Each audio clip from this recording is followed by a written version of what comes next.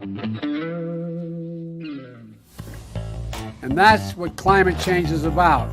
It is literally, not figuratively, a clear and present danger. We are in the beginning of a mass extinction. The ability of CO2 to do the heavy work of creating a climate catastrophe is almost nil at this point. The price of oil has been artificially elevated to the point of insanity. That's not how you power a modern industrial system. The ultimate goal of this renewable energy, plan is to reach the exact same point that we're at now. You know who's tried that? Germany. 7 straight days of no wind for Germany. Their factories are shutting down. They really do act like weather didn't happen prior to 1910. Today is Friday. It is Friday, and welcome to yet another episode number 63 of Climate Change Roundtable. Thank you for joining us today. Today we're going to talk about some shameful propaganda from the Union of Concerned Scientists, and we'll also talk about peer review and the failure of it. With us today are our usual guests. We have Dr. Sterling Burnett and Linnea Lueken, who will both be giving their interesting and informative commentary on this thing from UCS. I deferred saying what I really wanted to say. Anyway, welcome, guys. Hey, let's get started right off the bat. We got this publication this week that got huge amounts of press all over the world from the Union of Concerned Scientists. Now, for those of you who aren't familiar with this organization, this is an organization that goes back to the atomic age, and their whole premise was to stop, nuclear testing and the bomb and all that sort of stuff. That was the premise of this. But, they've become an advocate organization now, and their biggest advocacy is not nuclear anymore. It's climate change. And guess what? We use science to make climate change happen. Now, if that's not a statement of we're in the business for bias, I don't know what is. But let's go to the article that was published on CNN. This article is just mind-blowing. They say, according to the study by UCS, more than a third of the area charred by wildfires in Western North America can be traced back to fossil fuels. Scientists find. And then they go through the article and start naming oil companies, the usual suspects, ExxonMobil, blah, blah, blah, and it's all their fault. That's the scientific study they pushed, when in fact, it's really little more than a propaganda piece. And I've done some work dissecting that. But before we get to that, I want to see what Linnea and Sterling have to say about this piece and UCS. Well, it's summer. That means it's wildfire season, which means it's wildfire climate attribution season. So expect a lot more of this, probably basically every month for the next 6 months. Yep, I agree with you there. I've dealt with the UCS reports before, and even debated some people and pointed out on stage, yes, you too can become a concerned scientist with $25 credit card debit. These aren't scientists. Yeah, it's actually 35 now, inflation. Oh, has it gone up? Well, there you go. I haven't checked recently. I let my membership lapse. It's not that they don't have scientists working for them. They do. But they come at it strictly, as it says, as they admit, activist. They are scientists with a position. Generally, that position is bigger science budgets, more restrictions, because everything, technology is generally bad. And they are the Catholic Church of scientists, in the sense of going back to Galileo. Any modern thing, they like wind turbines. That, of course, the Dutch have been using wind turbines for hundreds of years, so it's not a modern technology. They don't like modern interventions in nature, and every one of the technological innovations. They really hate genetic engineering. As far as they're concerned, they take the extreme precautionary principle position. Any technology must be proven absolutely safe before we introduce it or adopt it. The presumption is it's bad. And Yep. so, Yeah, they're just, it's blatant, the propaganda. I mean, they just simply don't care. And their whole thing is to get these sciencey pieces. Yes, they got this published in peer review, but I've gone through this paper that they published, and it shouldn't have passed peer review, not even close, because they did some really wonky things in it. But the problem is they get it into peer review, and peer review fails, and then they say, well, it's peer reviewed, it's science. Whoa. And so they get the media to, follow it, and you end up with this garbage spread around the world. You say the peer reviewed failed. I think the state of peer review today, when you've got half of the medical articles being retracted after going through peer review initially, I think peer review now is doing exactly what it's meant to do, is to approve the science that the peer reviewers agree with, and to reject research that they disagree with. It's, they become activists too. Well, that's an interesting thing much. to point out, Sterling, with the idea that a retraction comes later, because journalists have been doing the same thing for a long time. We know that they'll have a front page headline that'll scream something really dramatic, and then the next day, buried on page 30, is the retraction.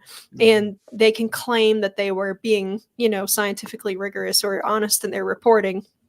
But it's kind of a sneaky, backhanded way of trying to be honest. Yes, it's the Emily Latella view of journalism, where she'd go on a rant. You're too young for this, Linnea, but it's a Saturday Night Live character where she'd go on this huge rant during the weekend update, and then they'd say, Emily, it's not this word, it's this word. And then she'd say, oh, well, never mind. Yeah. That's kind of like how the peer review process is today. I mean, let's say that all of the research that I've done and you've done, Sterling, on this paper amounts to a retraction. We get it retracted. The Associated Press and Seth Bornstein, he's not going to announce that. Yeah. CNN, they're not going to announce that.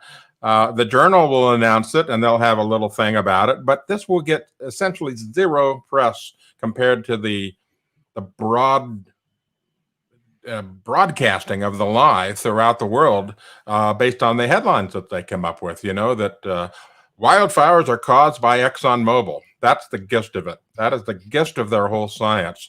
But when you go through their science, it just falls apart. Now, I've done some research into this over the last week, and I have an article coming out next week on climate realism. And here's a bit of preview of some of that research. First, I want to show this first graphic that talks about, it's figure 1, VPD versus Western U.S. Now, the thing that they did in this article, this peer-reviewed article, is they came up with a metric that's hardly ever used by anyone, called vapor pressure deficit. It's basically a kind of like relative humidity. Relative humidity says, it's 70%, the atmosphere is 70% saturated with water. Well, VPD, based on vapor pressure, is kind of like the same thing. And so what they did was they started charting VPD values in a model, along with temperature and so forth. And they came up with this graphic, which you can see here, an inset and then the main graphic. And the main graphic shows the whole world, and areas where you expect it to be very dry, like the Sahara Desert, Saudi Arabia, Mexico, central part of Australia, places like that. Yeah, they're bright red. They're very dry. No surprise there. But what is surprising is they claimed that VPD was diminishing. It was getting drier in the Western U.S. and Canada. But this was based on their whole modeling thing, right? But I found a paper from 2020 that talked about this VPD thing in relation to plants.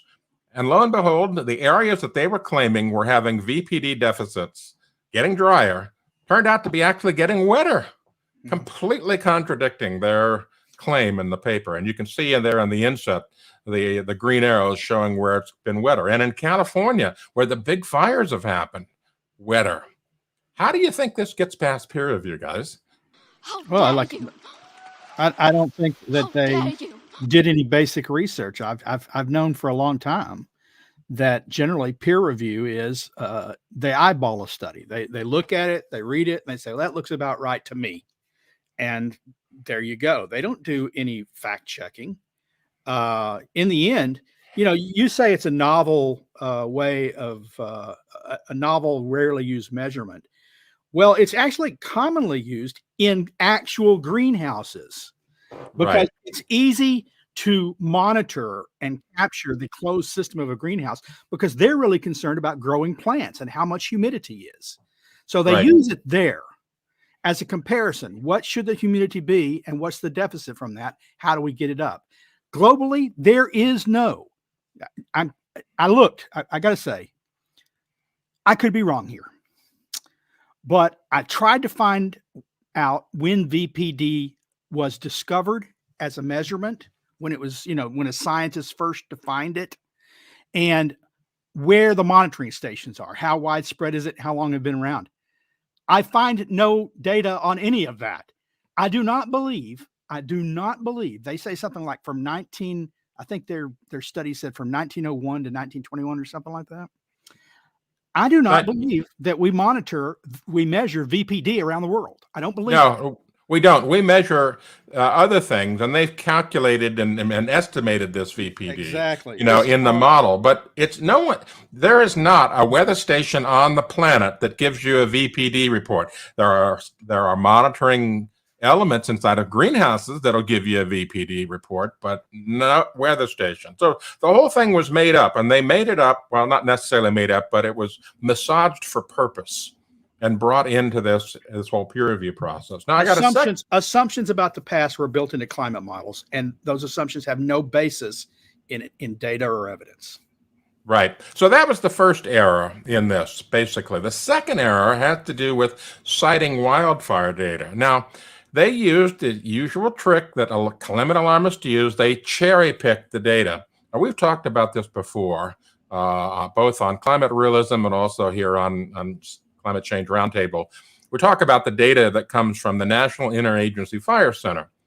So what do these guys do, with this study? They cherry-pick the data from 1986. Here it says 1983, but they actually chose 1986 for some reason.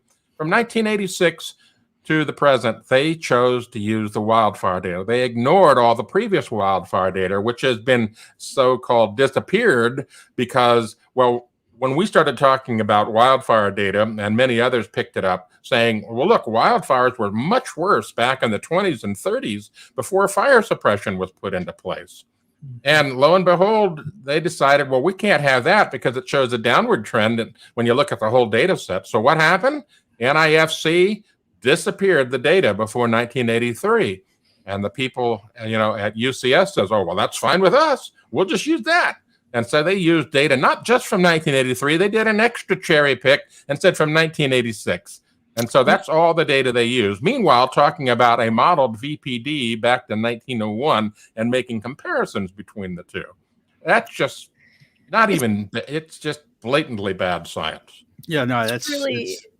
And Sterling and I have talked about this a lot, and I'm sorry if my voice is terrible today, you guys. I went to DC last week and I caught, I don't know, like swamp disease or something. Swamp flu. The swamp flu, yeah. But it's really remarkable that they had that whole data set and they decide that the year that has the lowest wildfire occurrence is the starting point. And all the data before it is unreliable. It's gross is what it is. Yeah, well, Right. What they claim on the website is that we've decided that we couldn't account for the data before the 1980s, that it was inconsistent. Now, mind you, dozens, if not hundreds, of peer-reviewed papers were published prior to pulling that down, citing the earlier data. The federal government stood by this data for 80 years, said this is what we have. And then when climate change became an issue and people were disputing claims about wildfires, suddenly they've decided that data is unreliable. Right. But we're confident about the data now. Now, of course, it's also convenient, as Linnea points out, they picked the lowest year. What was going on during those years? This is Reagan era. In the Reagan era, he was logging maximally. They were suppressing fires and they were cutting timber. And that stopped with the rise of George Bush in '88 when he decided to take an ecosystem approach to forest management, where they cut back on logging, where they pulled out logging roads, which were also used to fight wildfires and suppress them early, ripped out thousands of miles of logging roads. And the result has been more timber, more dead and dying timber, easier infestations, and the inability to fight wildfires except when they get near areas where pumper trucks can get to. I mean, they use helicopters and planes, but you can't get enough suppressant on them. So wildfires go out because of federal policy, and they blame it on climate change. Right. Yeah, it's just blatant cherry picking. It's not science. It's not even science as we know it. It's not science at all. It's an agenda. And UCS has clearly stated we have an agenda to change the world using science. Can't get any more biased than that. All right. So you coined the right term, Anthony. It's not science. It's science-y. It sounds like science. Right. So I've got another graphic I want to show you, because they're claiming that fossil fuels, emit CO2, and CO2 is coordinated with fire and all this other stuff. So Tony Heller, in an email to some folks in our private climate group, sent these graphs along, and I updated and changed them a little bit to make it a little better for television presentation. So if we look at in the paper how UCS cherry picked the wildfire data, and you look at the correlation of carbon dioxide with the wildfire data that was cherry picked, only going from 1983 to the present, why gosh, on the left side there, panel A, there's a wonderful correlation. The R value must be fantastic for that.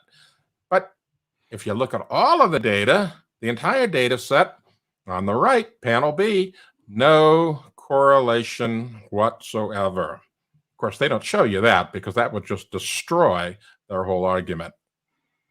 And what's interesting in the study is they get pretty specific in this study, right?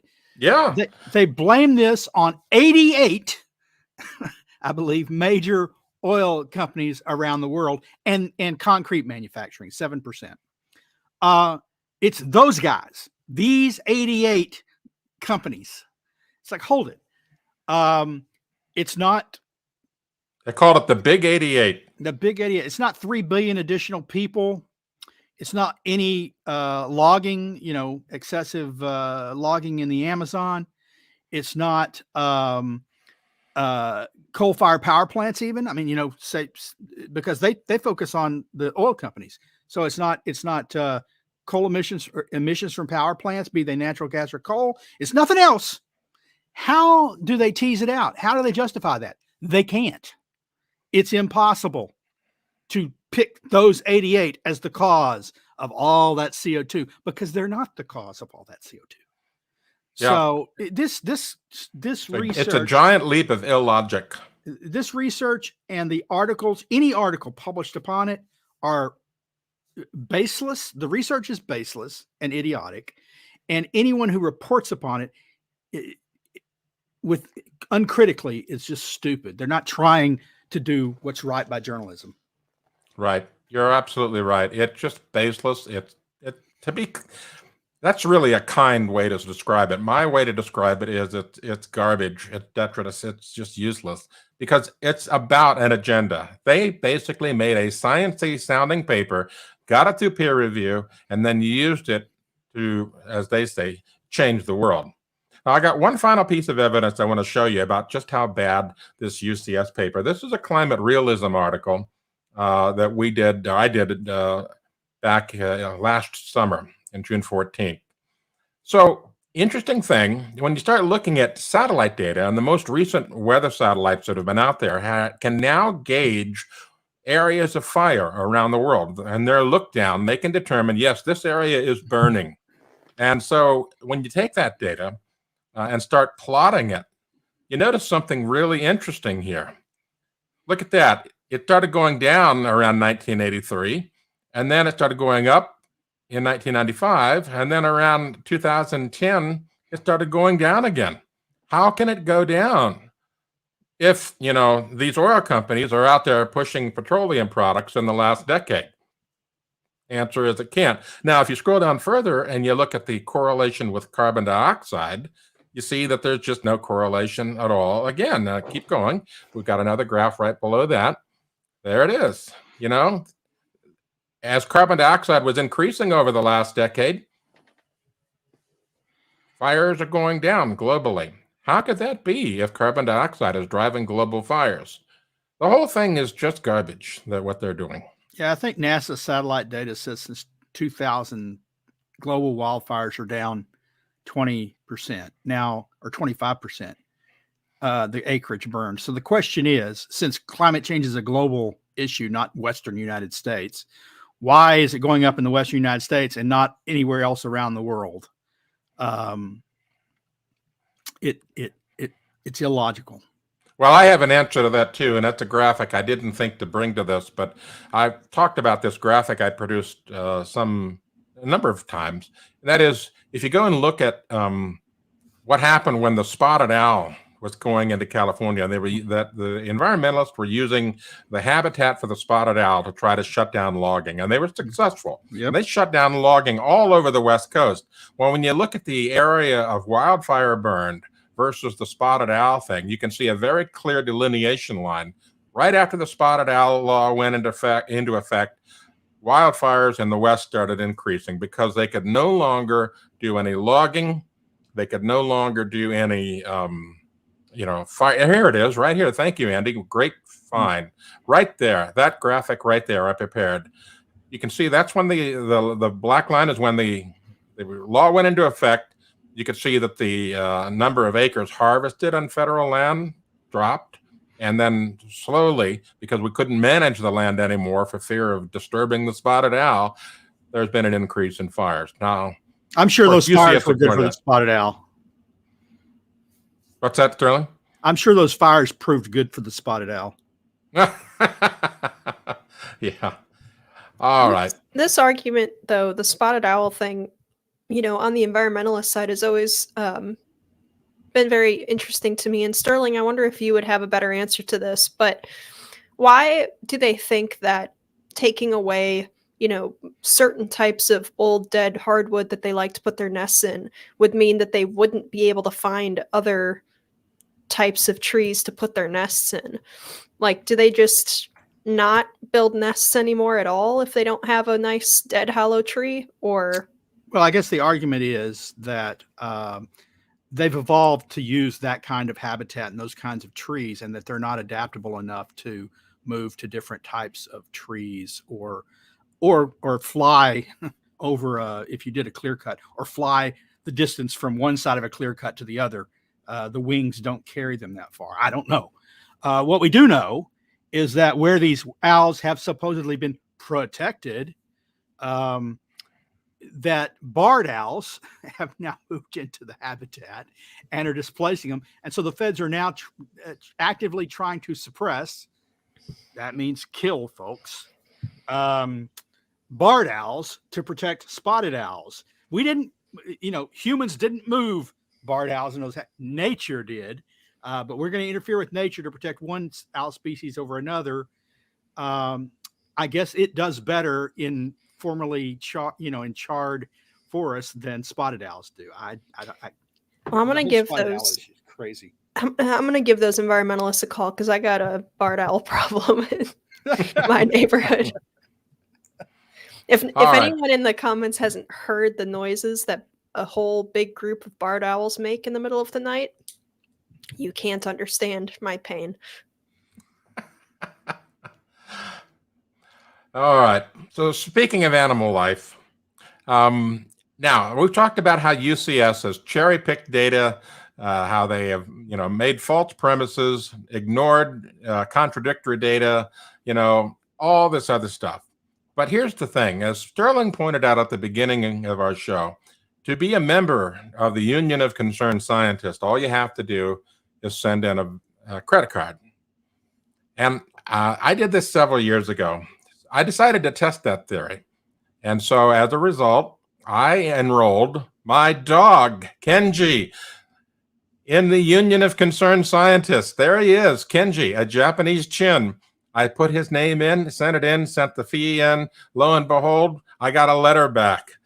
A letter from the Union of Concerned Scientists welcoming my dog to the Union of Concerned Scientists as, being part of the whole expert group of people that are concerned about the planet. So their only interest, as far as I'm concerned, my opinion, is money, power, and influence. There's no science involved in the Union of Concerned Scientists. It's just money, power, and influence. And signing up your dog, that kind of proves it, I think. Did your dog have an advanced degree? Well, he has skills. He can roll over. He can fetch. I was just trying to give UCS the benefit of the doubt there. I thought maybe if he was a highly educated hound, he might qualify as a concerned scientist, but it doesn't sound like. Yeah. It just, and they never acknowledged this after I did this, because it was just too embarrassing for them. But 4 legs good, 2 legs bad. Thanks, Jim. That's about true. I bet he had a rough time with that. Anyway, so what I've been trying to do is teach Kenji to go on peer-reviewed papers like this, but he hasn't mastered that skill yet. If you could just get him to bark at the papers when they're produced and they're bad, that would be good. Yeah, there he is reading his welcome materials upside down. Hey, that's a skill. There you go. Anyway, so kidding aside, I want to remind everyone that we have a feature here on this channel called Super Chat, and you can leave questions in Super Chat and pay a small fee, and that'll get our attention, but will help support this program. So if you want to help us out and at the same time make sure your question gets answered, leave a Super Chat comment, and we will get to it at the end of the show. So with that, we're going to move on to the next topic. And the next topic is climate change will impact strawberry production in Florida. Right. Yeah. One more. Oh, no, we've got an ad blocker. He's going to work that out. But so basically, there's another study. Also, it looked like a complete failure of peer review from Fresh Plaza. Of course, they're big on science there. Now, let's be fair. That's not Fresh Plaza did what CNN did. They reprinted. Basically, they wrote about a review by another activist group, by the Environmental Defense Fund. Environmental Defense Fund produced a study saying strawberries in Florida are threatened by climate change, generally because of worsening hurricanes and weather, and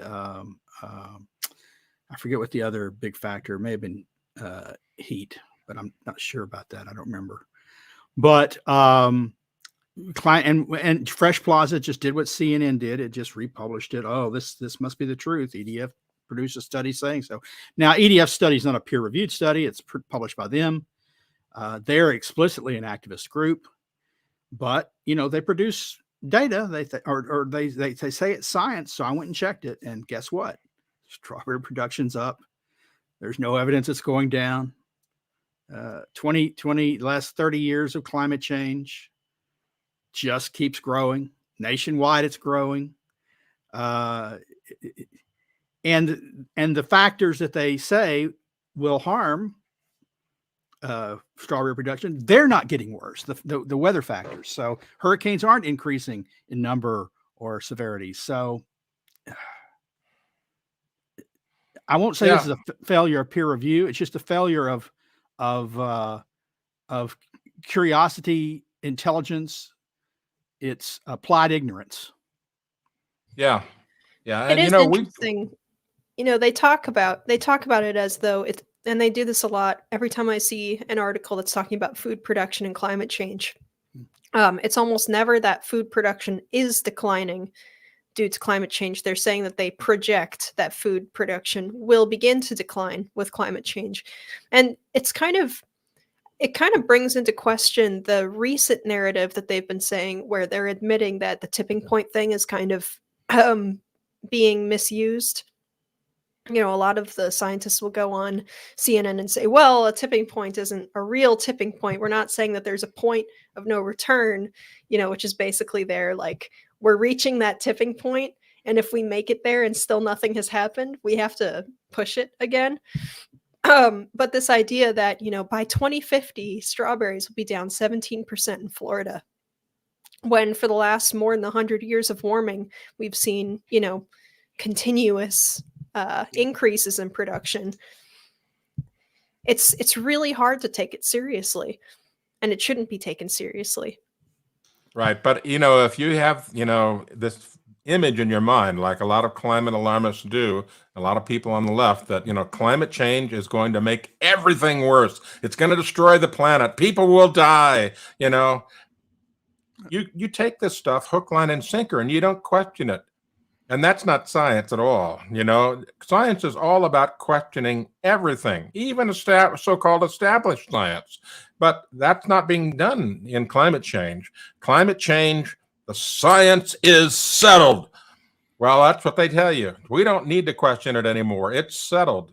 Well, bullshit. It's not settled. It's changing every day. There's new papers coming out. Next week, we're going to talk about a new peer-reviewed paper that's come out talking about the decline of hurricane activity over the last 100 years. It was published in Nature, the top science journal on the planet. And, it goes completely contradictory to what the media and climate alarmists are saying about hurricanes. We'll talk about that next week. Going back to the strawberry thing just for a second. So when I was doing the research to check the data, that's what I do. I go and try and find sources of data and find out whether, because climate change, they've been telling us climate change is happening, right? It's not projected in the future. Climate change is here.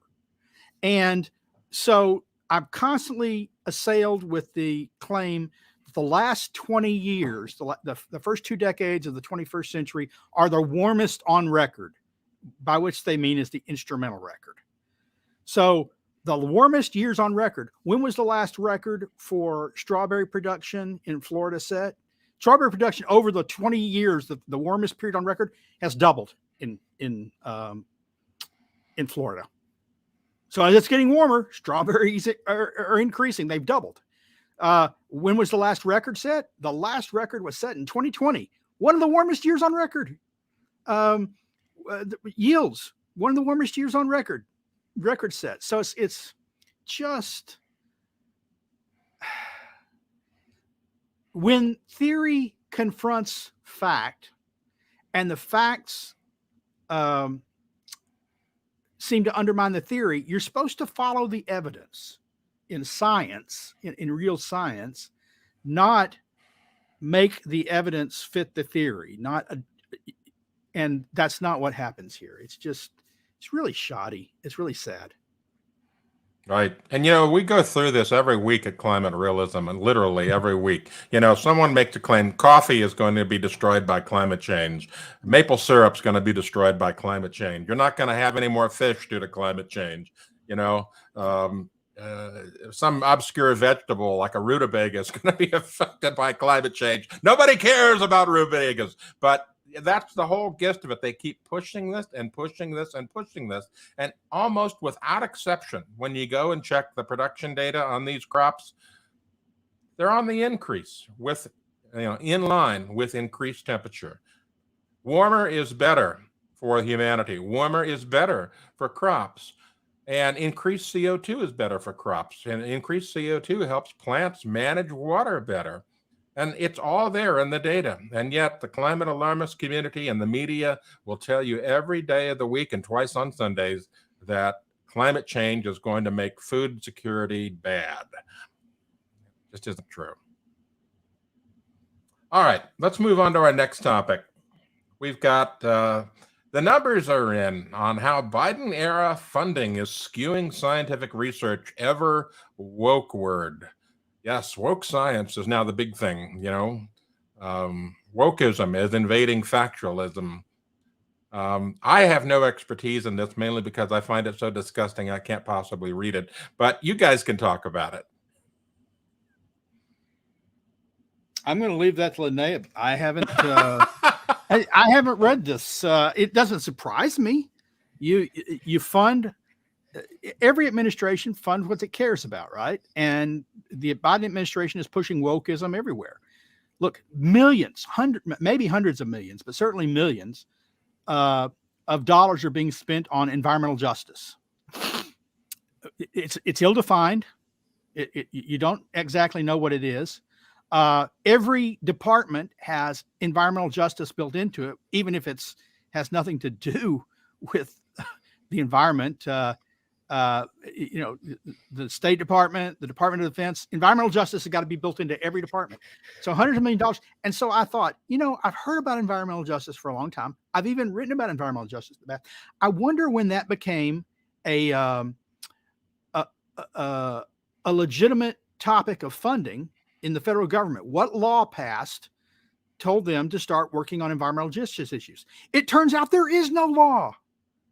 There's not a single law that makes environmental justice a federal concern. It's an executive order. Edict. It was an executive order out of Clinton. Was the first time environmental justice became of interest to the federal government. So we're spending millions of dollars on something that's not even sanctioned by law. And that's not, of course, the only thing that environmental wokeism is going on. They're funding education woke, you know, trying to incorporate climate concerns into every English class, math class, social studies class. Everything is all climate or all gender or all LGBTQ or whatever the woke cause du jour is. It's that all the time. And that's what he's funding because that's what he cares about. Yeah. Well, and this is how you can direct, you know, the course of science in general.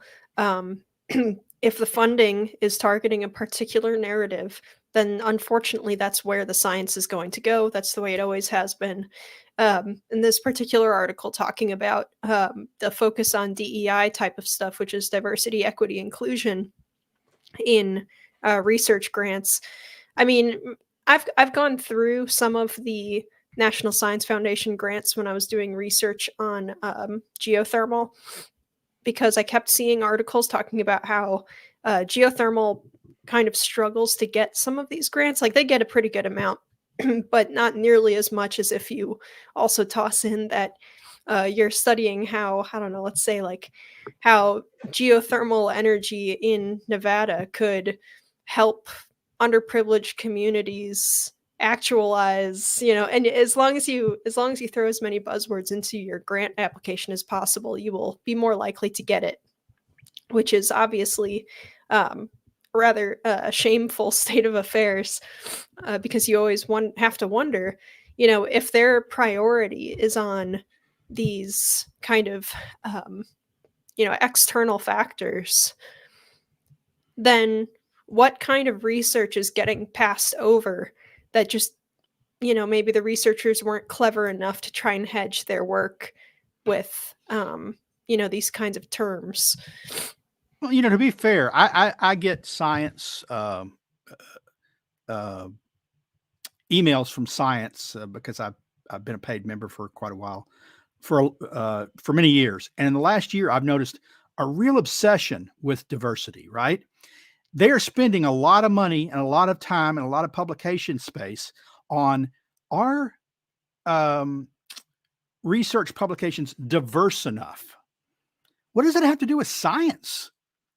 Not a thing. What does it have to do with the progress of knowledge, of learning new things, or better understanding old things that we thought we knew? what does a person's race have to do with that? They're obsessing over how many women are on research teams, how many African Americans, the racial makeup of research teams, as if that has anything to do with whether the science is sound or not. Well, and that's their point, though, Sterling. That's the current theory of that's the current theory operating in STEM right now, and it's been that way for a while. At least while I was in school, that's the way it was. And the idea is that a male engineer is good, but as long as you have a female engineer in the room, then you're getting a diversity of opinion, and that doesn't really tend to work out that way oftentimes, because they get a bunch of if you get someone with a point of view on climate change, that there's a climate catastrophe, and they're one person from every country on the planet, but then you have another group that is one person from, I don't know, every city in Ohio, and they all have different opinions. Well, which one's more diverse? Well, I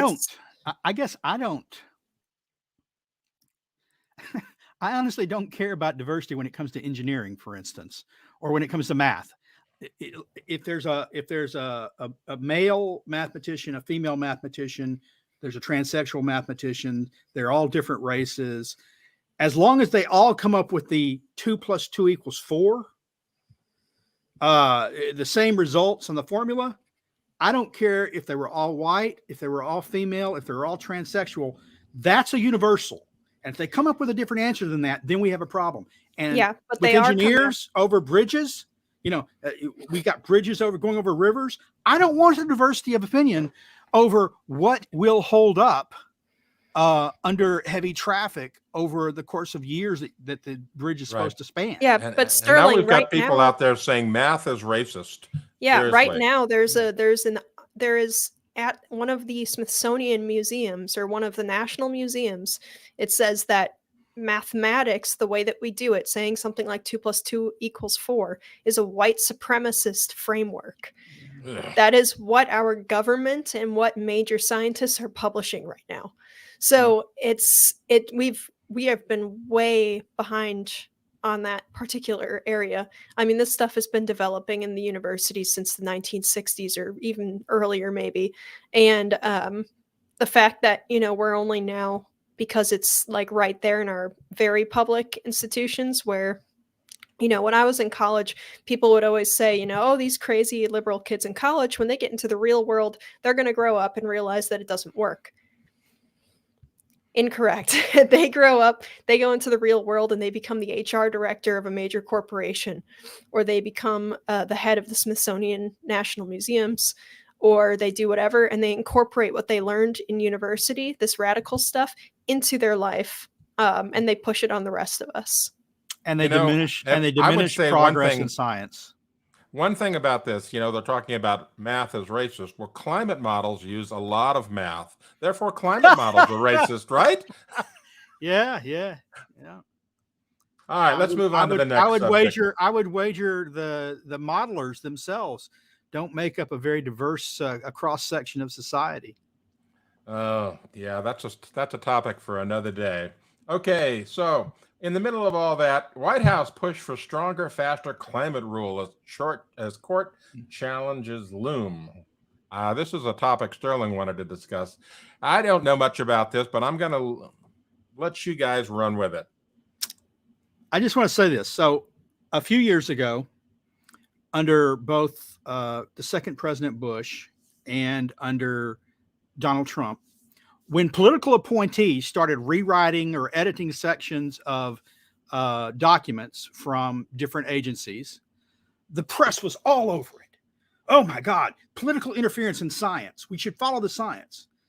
Well, Biden has done the same thing, and you can hear the crickets. There's no outrage. And what Biden did is he told the EPA, we don't care whether you think our clean air rule is feasible. We don't care whether you think it's legally defensible.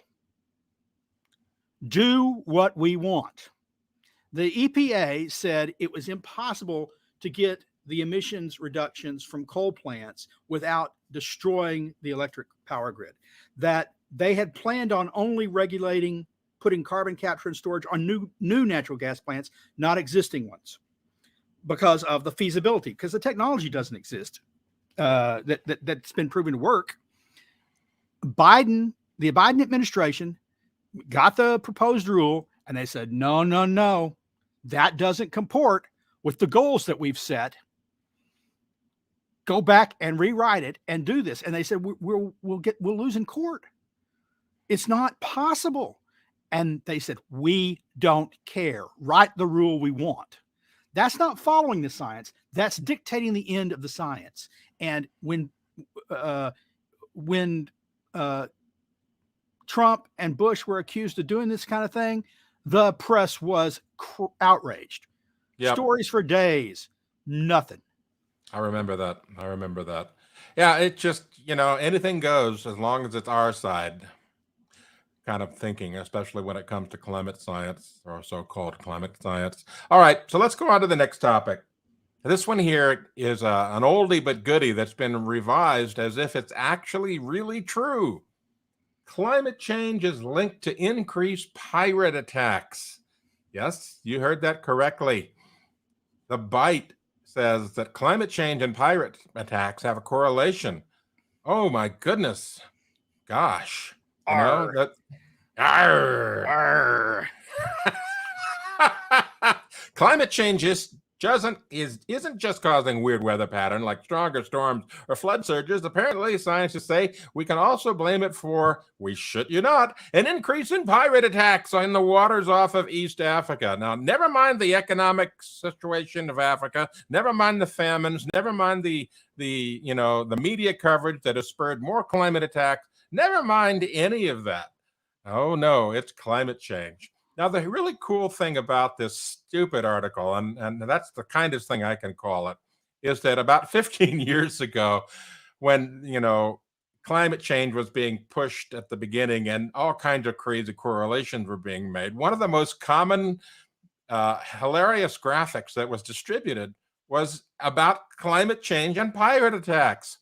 And I wrote an article on What's Up With That about this, and we have this graphic that shows a clear correlation between climate change and pirate attacks on What's Up With That. And it's just hilarious. Here we go. There it is.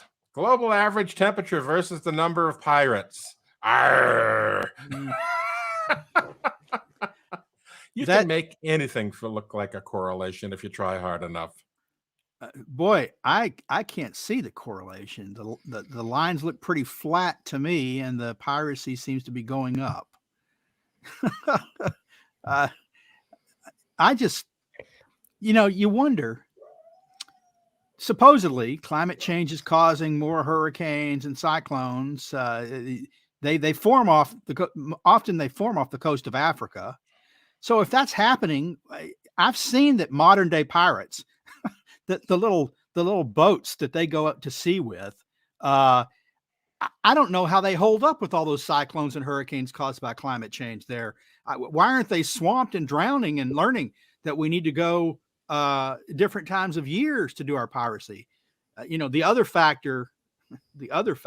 main factor, I would suppose, the reason why piracy is up is because, besides the poverty, all those things that you cited, Anthony, is the fact that in the old days, when a pirate tried to take a ship, the ship captains usually fought it off. They had guns on board, and typically as bigger guns than the pirates were wielding.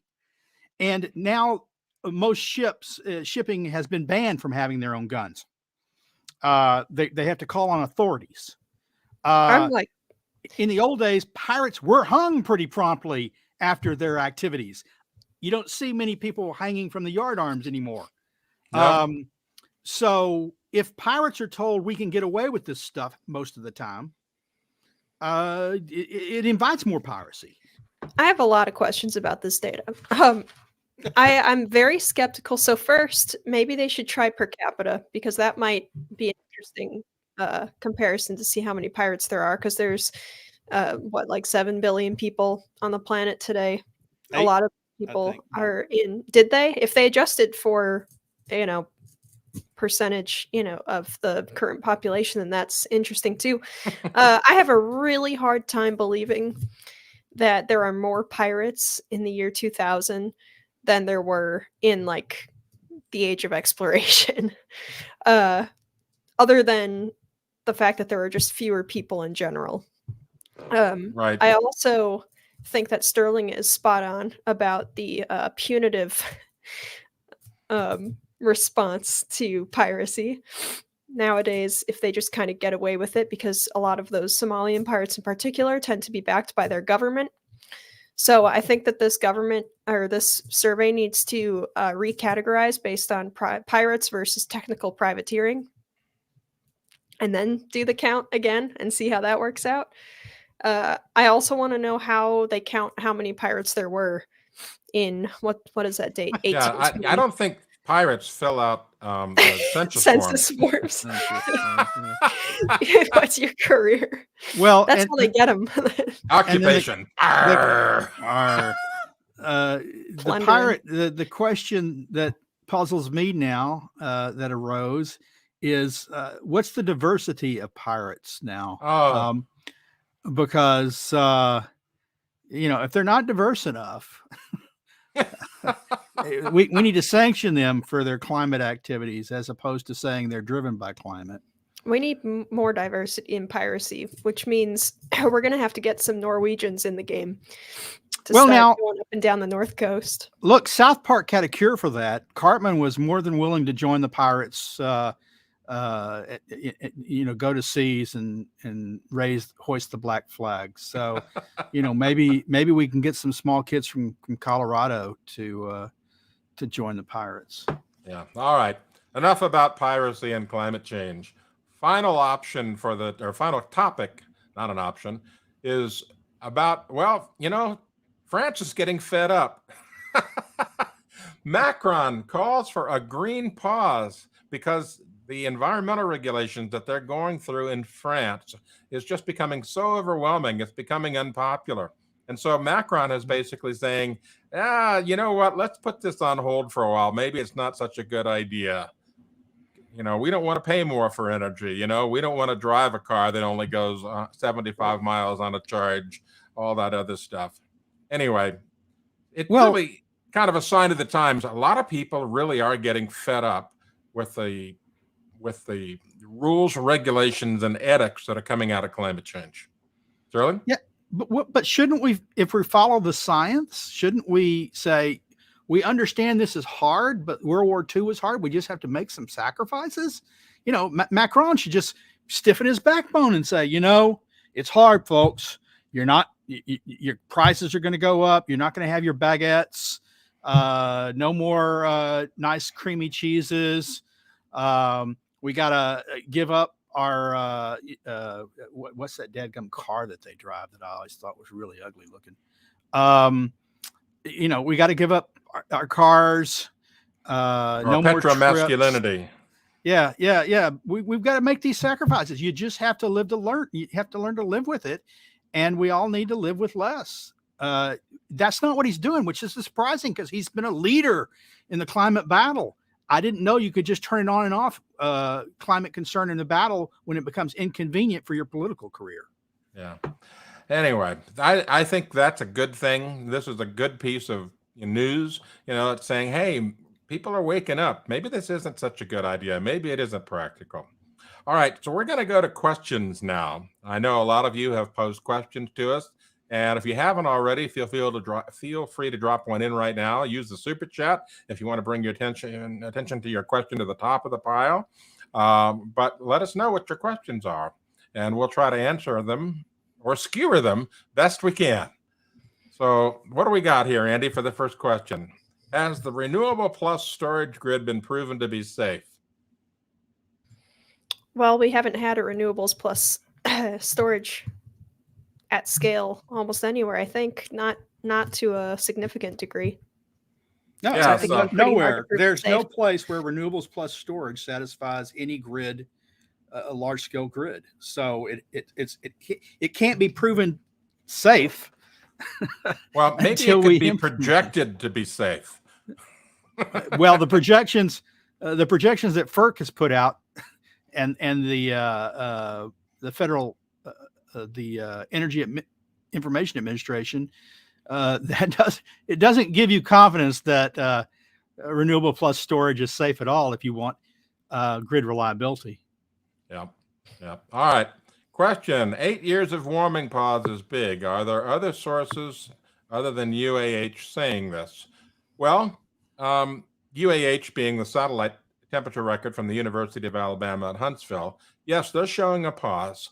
However, the complementary data run by another outfit who interprets it differently, RSS, doesn't show a pause. But interestingly enough, if you go and look at the surface temperature data for the United States and also for the world, you can actually see that since we hit the peak, thanks to El Nino in 2015 and 2016, temperatures have been going down. Yes, that's true.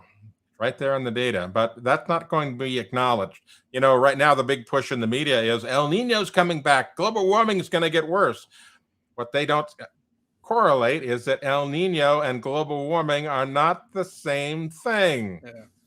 But, you know, it sells papers. It's Anyway. interesting. So right now you see a lot of articles and papers saying El Nino could drive temperatures above 1.5 degrees.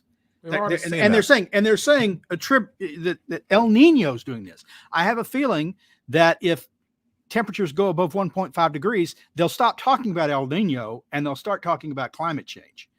Right. Suddenly El Nino will be gone from the conversation, despite the fact right now they're saying El Nino might drive this. The other point, and I think this is even more important, I've been told since 2015 in the Paris Climate Agreement, 2015 is disaster. I mean, 1.5 is disaster. The world ends at 1.5, all sorts of tragedies. So if we hit 1.5 this year because of El Nino, does that mean we might as well, just lay in bed from there on and rot because Sterling, the world's they're over? already, I mean, and we talked about this before, but they're already laying the groundwork for their, apologetics on that. They're already saying that, oh, well, actually, when we said 1.5 degree tipping point, we didn't really mean that it is the end of the world and you can give up trying now, so we still need the money. We still need our funding. They're going to give their death cult retraction. We predicted the end of the world on this date, but it didn't come. We got the math wrong. Yeah, well, Hey, we've that already one reached did say 1.5 degrees centigrade. If you look at the data from the Berkeley Earth surface temperature data set, it goes back to 1850. We've already surpassed 1.5 degrees centigrade of warming since then. But, they don't want to talk about that because it's all about the future. And we must change our lifestyle so that the future doesn't come true and roast us all. There was one of the questions. Where'd it go? From Matt that says, how do you accurately measure something so chaotic and complex as our climate? And I think that's an interesting, maybe we can bring a guest on, or maybe even have a debate on this or something, because on the skeptical side, this is really something that I've noticed is debated, is what matters to include in a climate model. We don't really have time to address this whole thing today. Sorry, can't breathe for a second here. It's okay. Blame it on climate change, Linnea. Yeah, exactly. It's climate change. But how do you measure it when, we've discussed how there's a good deal of complication. There's not very much agreement on what the net effect of cloud cover is. If or to what degree space weather has to do with our climate systems. We talk about off-gassing from the oceans, how well mixed, it's super complicated. There's so many different factors that go into it. So Anthony, to you, do you think that it's possible to accurately model climate and extrapolate that data to predicting weather on the short term and also have a long-term model that accurately predicts within a reasonable amount future temperatures? Well, I can address this based on my experience with weather models over the past 30 years. We've dramatically, when I first started doing television meteorology in 1978, we were lucky to get out 3 days ahead accurately. Sometimes it would get to 5, but 3 to 5 days was really the maximum that we could predict. And that was based on mostly skill, forecaster skill. We didn't have the big heavy duty weather models running back then. So 3 to 5 days. And then we got computer models involved and we started getting better. The skill of these models got more and more accurate. And now we can start accurately predicting out 7 to 10 days. And you can see this in the way television news has changed. It used to be the 5-day forecast was the big deal. Now we see routinely the 7-day forecast or the 10-day forecast. But the problem is chaos. The atmosphere is chaotic, and we've known this for decades. And the problem is that because of chaos in the atmosphere, numerical modeling breaks down after a while. And no matter how fast of a computer you got, at some point, you still can't model it accurately past about 7 to 10 days. I don't think we're going to get much better than that in reality. So the same thing applies to climate. It's a much longer term sort of a thing, but it is also chaotic. And so we end up with, stuff that changes dramatically, like an El Nino comes in, a La Nina comes in. We have a big a change in currents in the ocean, all these other things. We have an increase in volcanic sulfur dioxide, which changes the albedo of the upper atmosphere. We have an increase in carbon soot due to, things like industrialization in the 1850s through 1940s, things like that. All these different things figure in. And cloud cover is the one thing that they've never really gotten a handle on. Cloud cover modeling over the long term, they just kind of throw up their hands, and some of the models don't even include it at all. And so, no, it's really not, we can't accurately predict the future with climate because of chaos involved in the system. Well, and another big factor is long-term ocean current shifts, the speed with which the Atlantic current moves energy around the oceans, and the Pacific as well. Those aren't integrated into the models. Of course, they don't handle El Nino or El Nino or La Nina because they don't understand them, and that's why they're not really climate models. It's sort of a misnomer that these are climate models. They are temperature models.